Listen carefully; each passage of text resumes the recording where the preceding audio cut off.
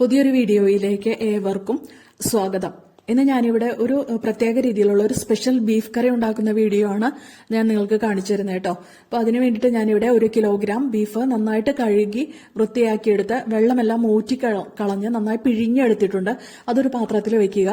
അതിനകത്തേക്ക് നമുക്ക് കുറച്ച് സാധനങ്ങൾ ചേർത്തിട്ട് കുറച്ച് പൊടികൾ ചേർത്ത് ഒരു അല്പനേരം ഒരു അരമണിക്കൂറോളം അടച്ചു വെക്കേണ്ടതുണ്ട്. അപ്പൊ അതിനകത്തേക്ക് ചേർക്കേണ്ട പൊടികൾ ഏതൊക്കെയാണെന്ന് നോക്കാം.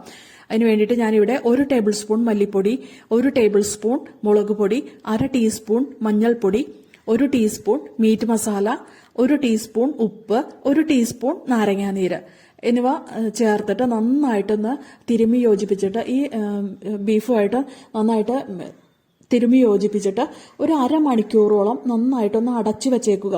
അത് റെസ്റ്റ് ചെയ്യാൻ വെക്കുക കേട്ടോ. അപ്പോഴേക്കും നമുക്ക് ഇതെല്ലാം ഈ മസാലകളെല്ലാം ഈ ബീഫിൽ നന്നായിട്ടൊന്ന് പിടിച്ചു കിട്ടുന്നതിന് വേണ്ടിയിട്ടാണ് വെക്കുന്നത്. 1 ടീസ്പൂൺ നാരങ്ങാനീര് ഇതിനകത്ത് ചേർക്കണം എന്ന് പറഞ്ഞല്ലോ. അപ്പൊ അത് നാരങ്ങാനീര് ഇല്ലെങ്കിൽ 1 ടീസ്പൂൺ വിനീഗർ ആയാലും ചേർത്തിട്ട് നന്നായിട്ടൊന്ന് തിരുമ്മി കൊടുത്താൽ മതിയാകും. അരമണിക്കൂറിന് ശേഷം നമുക്ക് ഈ ബീഫ് ഒരു കുക്കറിലാക്കി വേവിച്ചെടുക്കാം. 4-5 വിസിൽ കേൾപ്പിക്കണം കേട്ടോ. അപ്പോൾ അത് ഹൈ ഫ്ലെയിമിൽ തന്നെ ആദ്യത്തെ 2 വിസിൽ ഹൈ ഫ്ലെയിമിലും ബാക്കിയുള്ള 2-3 വിസിൽ ലോ ഫ്ലെയിമിലും കേൾപ്പിച്ചാൽ മതിയാകും. എന്നിട്ട് നമുക്ക് മസാലകൾ മസാലയാക്കുന്നതിന് വേണ്ടിയിട്ട് ഇവിടെ 25-30 ചുവന്നുള്ളി നന്നായിട്ടൊന്ന് അരിഞ്ഞെടുത്തിട്ടുണ്ട്. വലിയ 2 കഷ്ണം ഇഞ്ചി ചെറുതായിട്ട് അരിഞ്ഞെടുത്തിട്ടുണ്ട്. 5-6 പച്ചമുളക് അരിഞ്ഞെടുത്തിട്ടുണ്ട്. 2 കതിർപ്പ് കറിവേപ്പില അരിഞ്ഞെടുത്തിട്ടുണ്ട്. ഒരു 10 അല്ലിയോളം വെളുത്തുള്ളി ചെറുതായിട്ട് അരിഞ്ഞെടുത്തിട്ടുണ്ട്. എന്നിട്ട് നമുക്കൊരു ചീനച്ചട്ടിയോ ഒരു പാനോ അടുപ്പത്ത് വെച്ചിട്ട് നന്നായിട്ടൊന്ന് ചൂടായി വരുമ്പോൾ അതിനകത്തേക്ക് 2 ടേബിൾ സ്പൂൺ വെളിച്ചെണ്ണ ഒഴിച്ചു കൊടുക്കുക.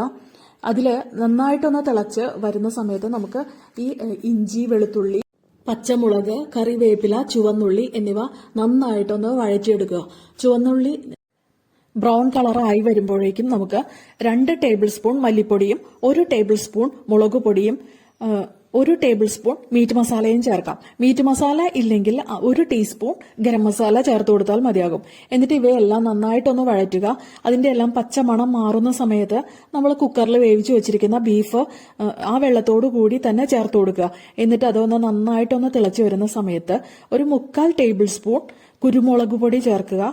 1 ടീസ്പൂൺ ഗരം മസാല ചേർക്കുക.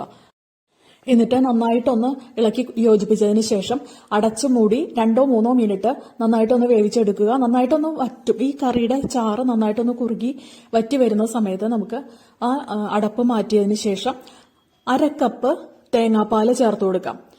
എന്നിട്ട് നന്നായിട്ടൊന്ന് ഇളക്കി യോജിപ്പിച്ച് ഒരു 2-3 മിനിറ്റ് കൂടി ചെറുതായിട്ടൊന്ന് തിളച്ചു വരുന്ന സമയത്ത് നമുക്ക് ഗ്യാസ് ഓഫ് ചെയ്ത് ഫ്ലെയിം ഓഫ് ചെയ്ത് അടച്ചു വെക്കുകയാണെങ്കിൽ ഒരു 10 മിനിറ്റിന് ശേഷം കറി ഉപയോഗിക്കാവുന്നതാണ്. വളരെ ടേസ്റ്റി ആയിട്ടുള്ള ഒരു ബീഫ് കറിയാണിത്. എല്ലാവരും ഉണ്ടാക്കി നോക്കുക. നിങ്ങൾക്ക് ഏവർക്കും ഈ വീഡിയോ ഇഷ്ടപ്പെട്ട് കാണുമെന്ന് വിചാരിക്കുന്നു.